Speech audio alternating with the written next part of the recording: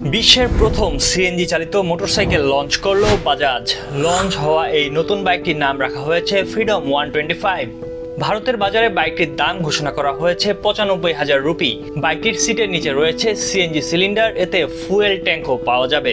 225 সিসির বাইকটি ফিচারে ঠাসা। সিঙ্গেল সিলিন্ডার ইঞ্জিনের বাইকটিতে পেট্রোল এবং সিএনজি দুই জ্বালানিতেই চালানো যাবে। বাইকটি সর্বোচ্চ 9.50 হর্স পাওয়ার এবং 9.70 নিউটন মিটার টর্ক উৎপন্ন করতে সক্ষম। বাইকটিতে রয়েছে LED lighting, reverse LED feature, digital meter, Bluetooth connectivity. ব্রেকিংয়ের ক্ষেত্রে বাইকটিতে ডিস্ক ও ড্রাম দু ধরনের প্যাকেজই রাখা হয়েছে। মোটরসাইকেলের সিটের উচ্চতা 785 মিলিমিটার। বাজাজ বলছে ফ্রিডম 125 মোটরসাইকেলটি প্রতি লিটার সিএনজিতে 213 কিলোমিটার মাইলেজ দেবে। এতে যে সিএনজি ট্যাঙ্ক রয়েছে তার ক্যাপাসিটি 2 লিটার। এছাড়া পেট্রোল ফুয়েল ট্যাঙ্কটির ক্যাপাসিটি 2 লিটার।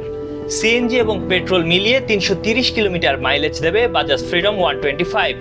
বাইকটিতে রয়েছে একটি সুইচ বাটন, যা দিয়ে পেট্রোল থেকে সিএনজি কিংবা সিএনজি থেকে পেট্রোল সিস্টেমে আনা যাবে বাইকটিকে।